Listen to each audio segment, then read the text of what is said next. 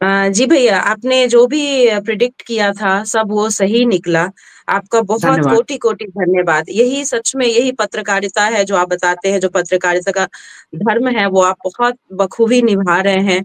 और हम सब इंस्पायर हो रहे हैं और सच्ची इंफॉर्मेशन हमें मिल रही है, तो हमें वो घबराहट नहीं हो रही है। तो जो जो बात आपने कल बोली थी वही आपको भिजवाया है। सबसे पहले तो आपकी बधाई है, क्योंकि आप जो जो विश्लेषण करते हैं थोड़ा भी इधर और उधर नहीं होता, जो बोलते वही होता है। मुझे अंदेशा था कि इस मॉक ड्रिल के साथ साथ कुछ होने जा रहा है। कल के आप कल रात में जो मैंने आपको वीडियो दिया है 10 बजे, उसका एक छोटा सा हिस्सा मैं कहूंगा कि मिंटू आपको सुनाएगा। और फिर उसके बाद पहले दिन जो मैंने पहलगाम में अटैक हुआ था, उस दिन भी जो मैंने आपको कहा वो भी जरा सुनिए। पाकिस्तान से फुल फ्लेज वार की कोई नौबत नहीं है। ये क्या हो सकता है? ये हो सकता है कि आतंक के जो ठिकाने, जैसे पहले उन्होंने उरी में किया था या फिर जैसे उन्होंने बालाकोट स्ट्राइक किया था, उस तरह से आतंक के जो ठिकाने हैं पीओके में, वहां कुछ स्ट्राइक आदि किया जा सकता है। ये कल रात आपसे मैंने कहा, और ये भारत सरकार के, भारतीय सेना के प्रेस रिलीज में ये बात क्लियर होकर आई है कि उन्होंने ना तो पाकिस्तानी नागरिक को मारा, ना पाकिस्तानी सेना पे हमला किया। पाकिस्तान का एक भी सेना नहीं मारा गया। उन्होंने आतंक के 9 ठिकानों पर हमला किया है। तो जो मैंने आपको कहा वो एग्जैक्ट सेना के प्रेस रिलीज में अंडरलाइन होकर आया है कि पाकिस्तान के नागरिकों को भी नहीं मारा और पाकिस्तान की सेना पर भी हमला नहीं किया। अब मैंने जो पहले दिन पहलगांव में हुआ था तब भी मैंने यही कहा और मैं इस पे लगातार टिका हुआ था। मेरा जो अब तक का आकलन है, जो मुझे लग रहा है कि एक लिमिटेड युद्ध जैसा कुछ या स्ट्राइक जैसा कुछ करेंगे। ही फुल फ्लेज युद्ध नहीं होगा, पर लिमिटेड कुछ होगा, क्योंकि रोक दो। तो ये मैं आपको पहले दिन से कह रहा हूं कि ये होगा। मैं इस सरकार की, प्राइम मिनिस्टर की, दोनों की साइकोलॉजी को भी समझ रहा हूं और जनता का जिस तरह का प्रेशर था उसको भी मैं समझ रहा हूं। तो इंडिया स्पीक्स डेली ने, और ना हमने युद्ध की जबरदस्त जो लेफ्ट इस्लाम जो पत्रकार हैं, लेफ्ट जो आपको कहें मीडिया समूह हैं, जिस तरह का वो एक हैवक क्रिएट कर रहे थे, वो भी हमने नहीं किया कि आप युद्ध करो युद्ध करो, ये सरकार की आलोचना में कर रहा हूं तो युद्ध करो, ये भी हमने नहीं किया। और ना दक्षिण पंथियों की तरह हमने उसको हिंदू नरसंहार को छुपाने का प्रयास किया। दक्षिण पंथियों ने हिंदू नरसंहार को छुपाया, पूरी तरह से छुपाया, हिंदू नरसंहार को पर्यटक कहा। तो हमने बिल्कुल सनातन धर्म की पत्रकारिता की, और सनातन धर्म के हिसाब से ऑपरेशन सिंदूर नाम एक स्वयं प्रधानमंत्री ने दिया है दूरदर्शन के हिसाब से, और इसके लिए फिर मैं प्रधानमंत्री को बधाई जरूर दूंगा, क्योंकि ऑपरेशन सिंदूर हो सकता है ये इमोशनल हो, लेकिन जिस तरह से नव विवाहिता के सिंदूर को मिटाया गया, पोछा गया, उस पर ये नाम सटीक बैठता है और ये भारतीयों को राहत देगा। ये नाम जो है राहत देगा। जो भी वीडियो में आना चाहते हैं आप, ये लिंक है, आप सेना को बधाई देने के लिए आ सकते हैं। संदीप जी, मैं ये पूछना चाहता हूँ कि अब बांग्लादेश, तुर्की और चीन की क्या प्रतिक्रिया होगी? प्रतिक्रिया होगी बांग्लादेश, अभी अगर पाकिस्तान फुल फ्लेज युद्ध छेड़ता है तो निश्चित तौर पे बांग्लादेश, जो अभी भारत के साथ सबसे बड़ा गद्दारी कर रहा है, वो बांग्लादेश उसके साथ आएगा। चाइना फ्रंट पर नहीं लड़ेगा, चाइना बैक में रहकर पाकिस्तान को सारा आर्म सप्लाई करेगा।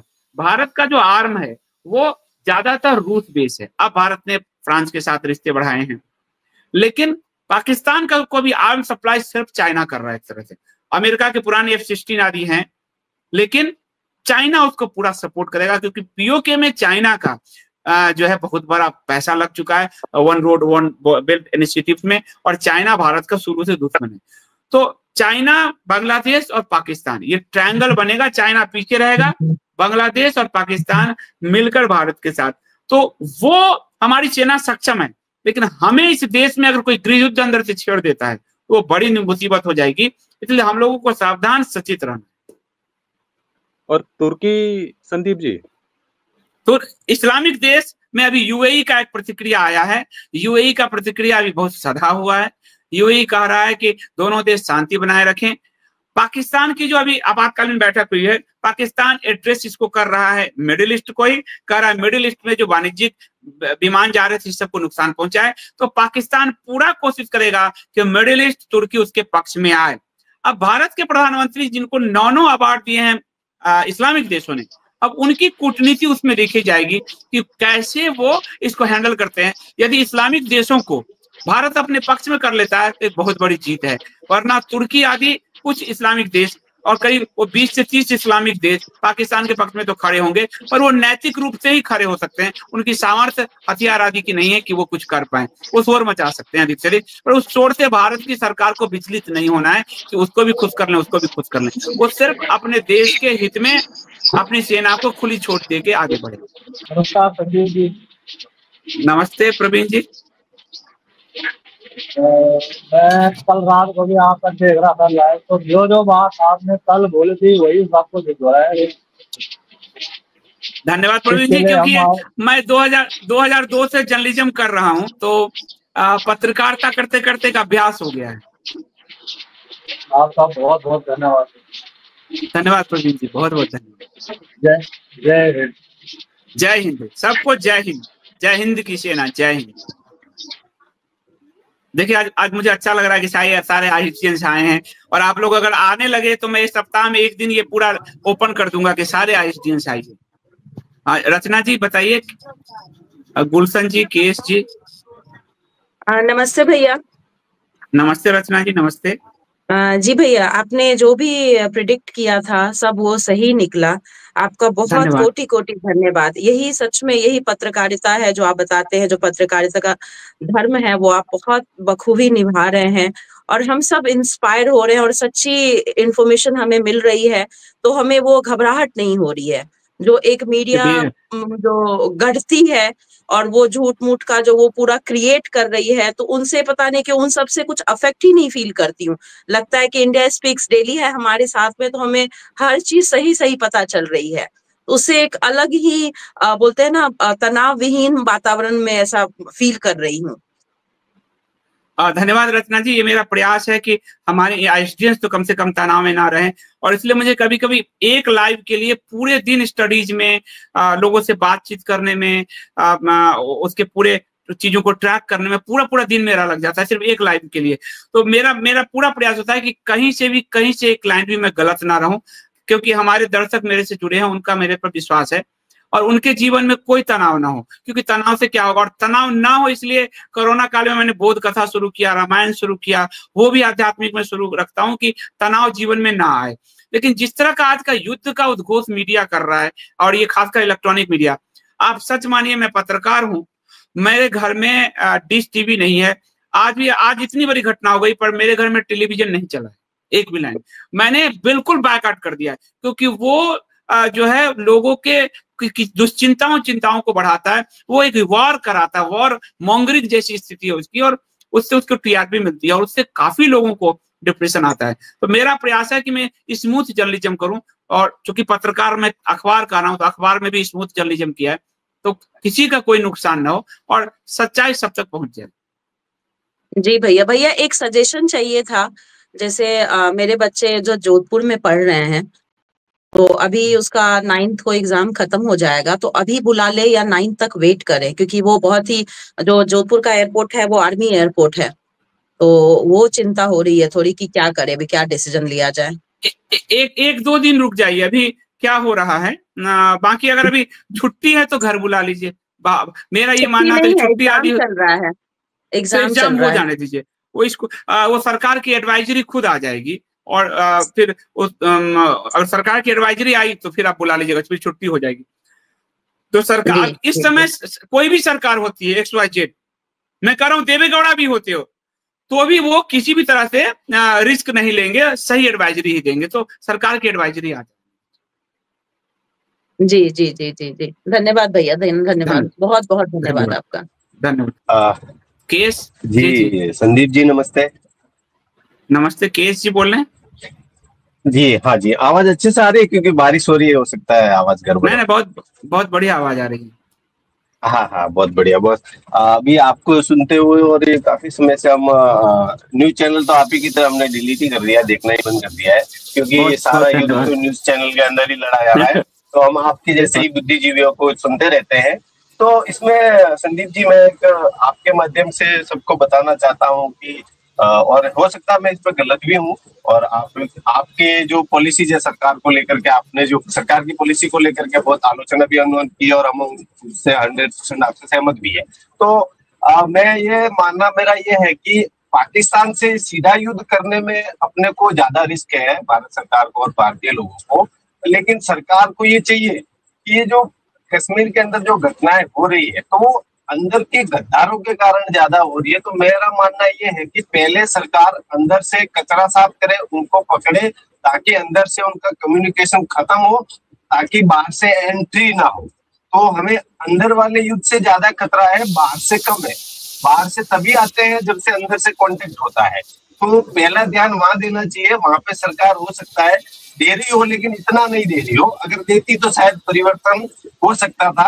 आज ये स्थितियां अपने को देखने को नहीं मिलती, लेकिन सरकार क्या है, उल्टा कर रही है। कहीं अपने वो भाईजान नाराज ना हो जाए, हो सकता है ऐसी पॉलिसी के कारण वो नहीं करती हो कार्रवाई। तो उस पर ध्यान देना चाहिए, मेरा मानना ये है। बाकी पाकिस्तान से सीधा युद्ध लड़ने की वैसे आवश्यकता भी नहीं पड़ेगी, मेरा मानना चाहिए। आपकी बात बिल्कुल सही है। और ये मैं पहले दिन से, जब पहलगाम में अटैक पड़ा, मैं पहले दिन से, अगर आप ध्यान देंगे, मैं कह रहा हूं कि स्थानीय जिहादियों को बचा रही सरकार। ये मैं पहले दिन से कह रहा हूं। यह जो भारत की सरकार है और भारत की अन्य सभी पार्टियां हैं, भारत की सरकार का जो तुष्टीकरण है नीति, उसने आतंकवादियों को प्रश्रय दिया, इसमें कोई शक नहीं। आज हम श्रेय दे रहे हैं एयर स्ट्राइक का, पाकिस्तान में ऑपरेशन का, प्रधानमंत्री को। तो वह जो फेलियर है जिससे पहलगाम में हमारी हिंदू जनता मरी, वो फेलियर भी प्रधानमंत्री के सर जाएगा। और वो फेलियर क्यों जाएगा? क्योंकि इन लोगों ने क्या किया, जो आतंक समर्थकों को, पत्थरबाजों को सेना में भर्ती करना शुरू किया, उनको आपको पंचायत सदस्य आदि बनाना शुरू किया, उनको अब वो जो जीवन में बंदूक चलाया है, उसका एकाएक उसको टूरिज्म का झंडा पकड़ा दिया। इससे क्या हुआ है कि उनके अंदर की नफरत तो मिटी नहीं है हिंदुओं के प्रति, और वो बदला लेने के प्रयाग में रहेंगे ही। 28 किलोमीटर पाकिस्तानी आतंकवादी चलकर आता है, बिना यहाँ सपोर्ट के, बिना यहाँ खाने के, वो ये कर लेता है। और यहाँ जितने लोग हैं उसको बचाने का प्रयास बिल्कुल कर रही है सरकार। और इसलिए मैं सरकार की इस मामले में आलोचना करता रहा हूँ कि स्थानीय जिहादियों को सच्चर कमेटी लागू करके, 300 योजनाएं लागू करके, उनको स्ट्रांग बनाकर भारत की सरकार ने हिंदुओं का जीवन खतरे में डाला है। और ये बार बार साबित हो रहा है। दिल्ली दंगा, पहलगाम, पुलवामा, 8,000 से अधिक आतंकवादी हमले पिछले 10 साल में, 7-8 हजार से अधिक सांप्रदायिक दंगे। ये बार बार साबित हो रहा है कि हिंदुओं का जीवन खतरे में है, क्योंकि मलेच्छ तृप्तिकरण, तुष्टिकरण में सरकार अगुआ बनी हुई है। अगर अंदर कार्रवाई करती तो अभी तक ये सारी घटनाएं खत्म हो जा चुकी होती, लेकिन उसको तो बाहर अरब कंट्रियों से मेडल बटोरना है खुद को। ये जो करमचंद गांधी और नेहरू से लेकर मोदी तक सबको एक ही बीमारी, संक्रामक बीमारी लगी हुई है, मुस्लिम तुष्टीकरण की। और उसी के परिणाम है कि इतना हिंदू असुरक्षित महसूस करता है भारत में। ठीक है संदीप जी, मैंने यही बात रखनी थी, और आपका बहुत बहुत धन्यवाद। सीधी बात आज से हो रही है, बहुत अच्छा लग रहा है। कभी कभी ऐसे सवाल तो और बहुत सारे उठते रहते हैं, लेकिन आज शायद सेशन भी उसी मामले का है, तो ज्यादा बात नहीं होगी। आपका धन्यवाद जोड़ने के लिए। धन्यवाद। पीकेआर आप बताइए, या कुणाल जी? जी संदीप सर, नमस्ते। नमस्ते नमस्ते, पीकेआर जी बताइए। सर मेरे 2 छोटे सवाल हैं सर। सरकार का कदम से मैं खुश हूं सर, लेकिन पीओके को लेकर क्या होना चाहिए? और दूसरा सर, जो हमारे देश के अंदर जो जहरीले सांप बैठे हैं, उसके लिए सरकार क्या क्या कर रही है? बस ये मेरे सवाल है सर। पीओके को लेकर जो मैं आपको एक योजना बताया हूं, वो अंदर खाने वही चल रही है। सरकार की योजना एक ग्रेटर इस्लामिक कश्मीर बनाने, जो खतरनाक है, जो पूरे भारत के लिए खतरनाक है। क्योंकि जब आप पीओके करेंगे, अभी आप 20 करोड़ जनसंख्या में सारा संसाधन, सारा पॉलिसी उनके लिए है। कल की इनकी जनसंख्या 30 करोड़ क्रॉस हो गई, आप खत्म नहीं। तो ये सरकार की योजना घातक है, बहुत घातक है। पीओके को लेकर। और अंदर जो जहरीले सांप बैठे हैं, सरकार उसको कभी नहीं कुचलेगी, क्योंकि वो पसंदावादी है, ये स्पष्ट है। सर, सरकार ने 370-35 से तो हटाया, लेकिन वहां के सिस्टम को नहीं तोड़ा, ये उसका नतीजा है। उसको तोड़ना बहुत सरकार ने जो जरूरी है, 370-35 से जो हटाया, उसमें भी सरकार की मंशा उस कश्मीर को भारत पे पूर्ण विलय जैसी नहीं थी। सरकार की मंशा उसको एक अरब उपनिवेश बनाना है, जो वाजपेयी मुशर्रफ समझौता का एक पार्ट है, जो हुर्रियत की एक पुरानी मांग है, और सरकार उस दिशा में जा रही है। तो हमें पढ़ाया जाता था मार्टिन के सिद्धांत समाजशास्त्र में, या कृष्ण जी कहते हैं गीता में, लक्ष्य यदि आपका साफ होगा तो साधन थोड़ा बहुत गड़बड़ भी होता है तो आप लक्ष्य साधोगे। इनके लक्ष्य में गड़बड़ी, जो हुर्रियत की मांग है, जो वाजपेयी मुशर्रफ समझौता में था, जो मनमोहन भी एक कदम आगे चले गए थे, उसी लाइन पर सरकार बढ़ रही है। तो 370 हटाने से ये हुआ कि अरब का निवेश आसानी से आ सकता है, जो आया है। प्रथम निवेश एमआर कंपनी ही आई है वहां, तो अरब का निवेश खूब आए, और वो पूरा इस्लामिक कंट्री एक स्वतंत्र इस्लामिक कंट्री जैसा वो हो। असल में ये मंशा है, तो मंशा उनकी साफ ही नहीं है, तो रिजल्ट में साफ कहां से आएंगे? जब तक आपके लक्ष्य साफ नहीं होंगे, उसके रिजल्ट परिणाम भी साफ नहीं आएंगे। जी धन्यवाद संदीप सर। ओके, धन्यवाद। जी सिद्धार्थ जी या कुणाल जी, कोई भी? सर मेरा एक सवाल है कि जो हमारे जो मोदी जी हैं, तो उन्होंने एकाएक एक मुस्लिम सैनिक को, हालांकि हिंदू मुस्लिम मुझे कहना नहीं चाहिए, लेकिन एक लेडी मुस्लिम एक आर्मी ऑफिसर को उन्होंने सामने लाया।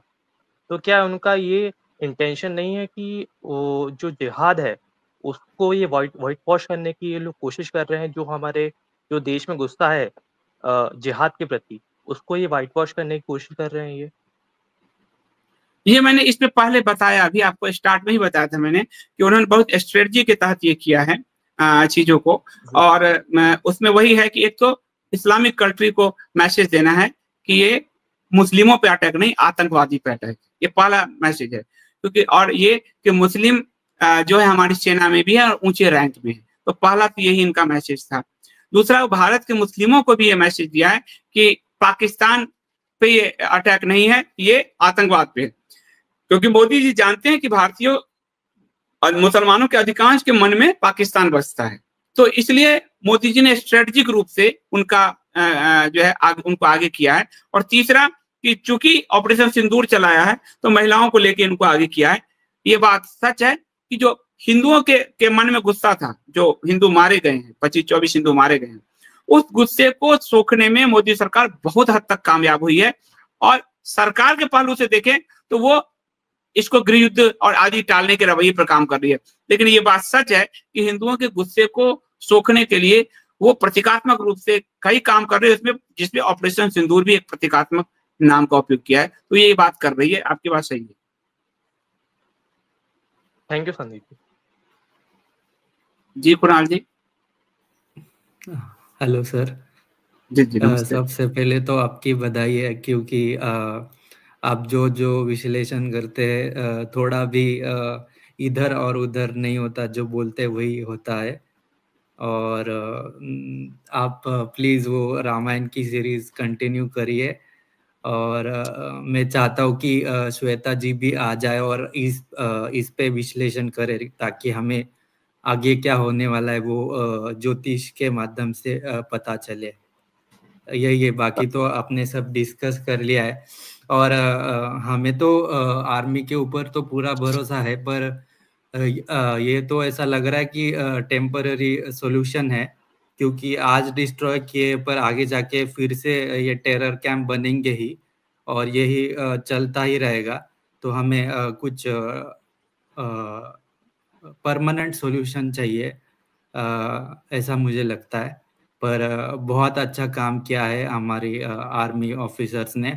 और इसमें तो बहुत सारा गवर्नमेंट का एजेंडा भी दिखता है, जैसे कि वो सिद्धार्थ भाई बोले, आप और आपने भी बोला कि जानबूझ के 2 महिला, मतलब ये अच्छी बात ही है, पर 2 महिला को आगे करके सब रिपोर्ट बताया, और एक तरीके से व्हाइट वॉशिंग ही था।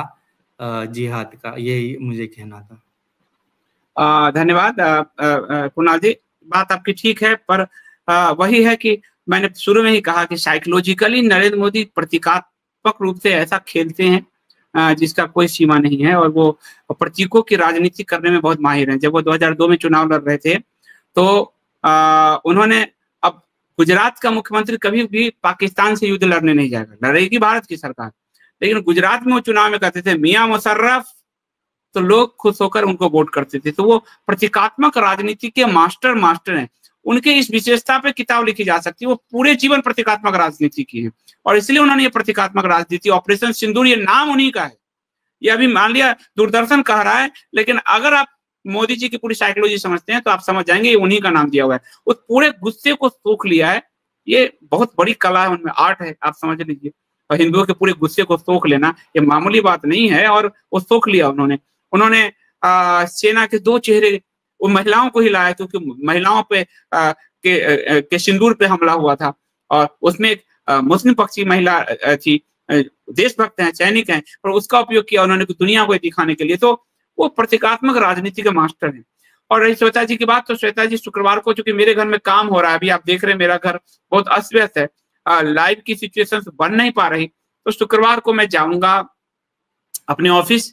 तो ऑफिस से श्वेता पुरोहित जी 3:15 बजे लाइव में जुड़ेंगी। वो रात में नहीं जुड़ सकती, क्योंकि रात में ऑस्ट्रेलिया में रात के, जब मैं 10 बजे आता हूँ लाइव, तो रात के वहाँ 2-3 बजते हैं, 4-5 साढ़े 4 घंटे आगे हैं, तो इसलिए वो रात में नहीं आ सकती। लेकिन मैं श्वेता जी के साथ शुक्रवार को, और श्वेता जी की भी भविष्यवाणी सही होती जा रही है, आप एक एक भविष्यवाणी देखो।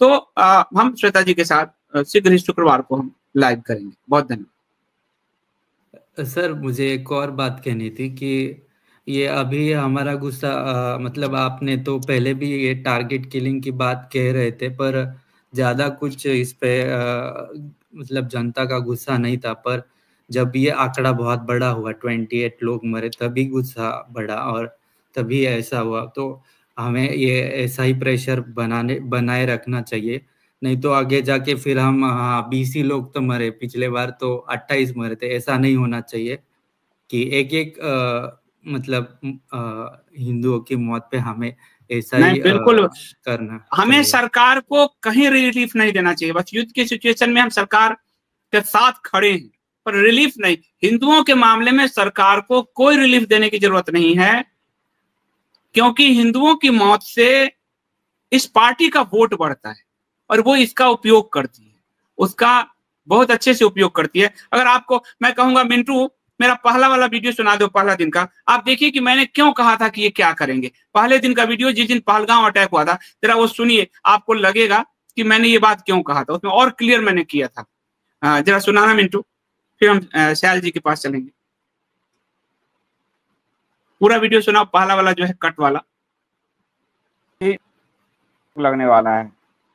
मेरा जो अब तक का आकलन है, जो मुझे लग रहा है कि एक लिमिटेड युद्ध जैसा कुछ या स्ट्राइक जैसा कुछ करेंगे। फुल फ्लेज युद्ध नहीं होगा, पर लिमिटेड कुछ होगा, क्योंकि जो मैं इस पार्टी की मेंटेलिटी को समझ पाया हूं, वो चुनाव जीतने की मशीन है, और उसको बिहार और बंगाल, ये जीतना भाजपा का ड्रीम है। भाजपा कभी अपने दम पे बिहार नहीं जीत सकी, नीतीश कुमार का ही उसको सहारा रहा, बंगाल नहीं जीत सकी। तो ये पार्टी इसको ऐसे नहीं छोड़ेगी, उसके पास एक अवसर है चुनाव जीतने का, और वो कुछ ना कुछ इसका इस्तेमाल करेगी। ये देखा आपने, तो मैं ऑलरेडी कितना क्लियर होके मैं बता चुका हूं, ये काम ये करेंगे। और बाद में जो बाहर की सिचुएशंस और बाकी सेना आदि के आधार पर कहा, पर इस पार्टी और इस नेता की मेंटलिटी को मैं एकदम मेरे दिमाग में छप जाते हैं बिल्कुल, और वे उसी लाइन पे जाते हैं, क्योंकि ये चुनाव जीतने के अलावा इनका और कोई ध्येय भी नहीं होता। ये क्लियर बात है, मतलब इनकी मेंटलिटी क्लियर है। तो उस हिसाब से भी अगर हम देखते, तो ये वह इसको जो है स्ट्राइक को करते ही करते, ये उससे जा नहीं सकते थे, अलग हट नहीं सकते थे। Thank you sir, thank you sir. जी शैल जी, बहुत धन्यवाद, पधारिए आप। नमस्ते संदीप जी। नमस्ते, आप तो लिखती भी बहुत अच्छा है आप। थैंक यू संदीप जी, बस आपसे प्रेरणा मिलती रहती है कभी कभी लिखने की। नहीं लिखती, आप बहुत अच्छा लिखती हैं फिल्म पे भी, और बाद में हम लोग उस फिल्म पे बात भी नहीं कर पाए, लेकिन क्या कहें, अस्त व्यस्तता ऐसी है कि जी अभी अब बस वो रिलीज में ही है, इन द प्रोसेस है, तो डेफिनेटली हमको चकीता के बारे में भी हम बात करेंगे ही। और ये जो आपने बोला ऑपरेशन सिंदूर की एक हिंदू प्रति मतलब उसका चिन्ह जो हुआ वो हिंदू हुआ, ये सेम चीज़ मैंने ट्विटर पे थोड़े घंटे पहले लिखी थी। सो मेरे को अच्छा लग रहा है कि मैं आपके लाइंस पे सोच पा रही हूँ। एक और चीज़ जो मेरे को लग रहा था वो ये है कि पाकिस्तान भारत में आके और सिविलियंस को मारता है, टारगेट करता है, और हम पाकिस्तान में घुस के मिलिटेंट्स को टारगेट करते हैं।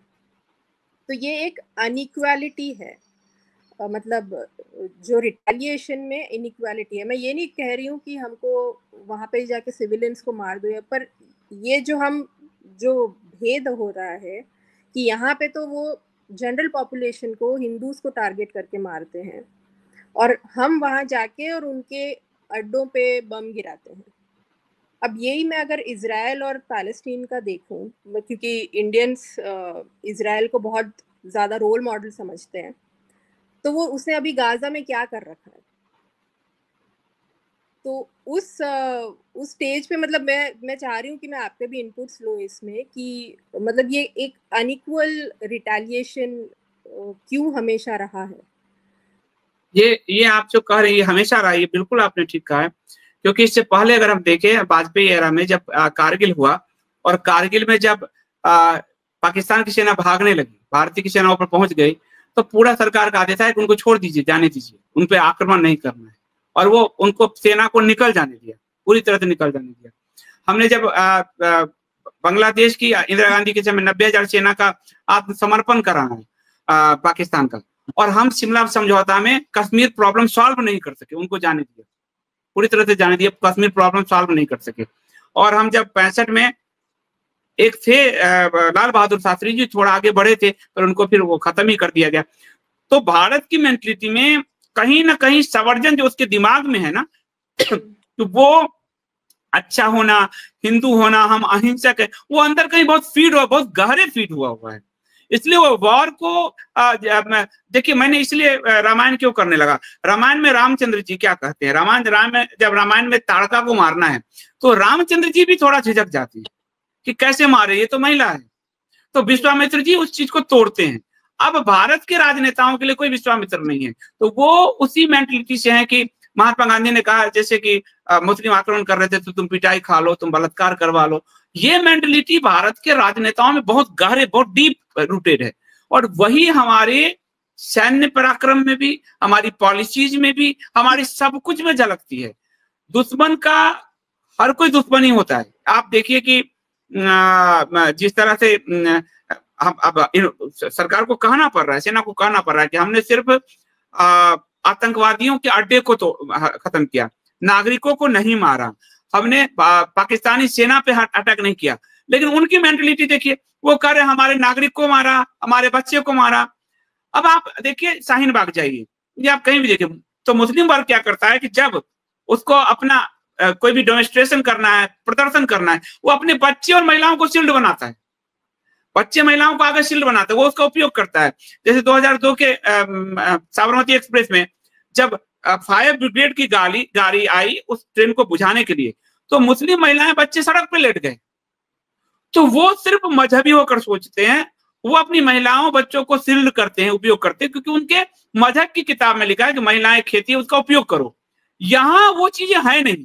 तो यहाँ उस मेंटलिटी को तोड़ने में जब तक कोई इस तरह का धर्म गुरु नहीं आएगा, जो इनके अंदर का उस पौरुष भाव या हमारे अंदर जो धर्मशास्त्र में है उसको बता सके, तब तक ये चीजें नहीं होगी। और ये हमारे यहाँ आज से नहीं है।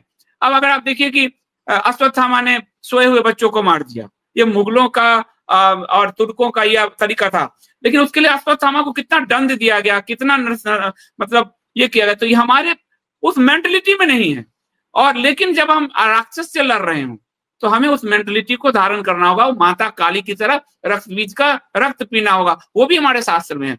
अब इसको कोई बड़ा धर्म गुरु हो जो इन सबको सिखाए तभी कुछ हो सकता है, वरना अगर अभी युद्ध हो जाए और अमेरिका बीच में आ गया, चाइना, तो कहेगा तो वो वहीं रुक जाएंगे। अब देखिए हमारी जमीन हम हार गए, पाकिस्तान का जो पीओके है वो क्या है, हम कश्मीर अपना कब्जा करते जा रहे थे, हम बीच में एकाएक नेहरू चला, बेमतलब चलेगा यूनाइटेड नेशन, बेमतलब, और हम वहां फंस गए।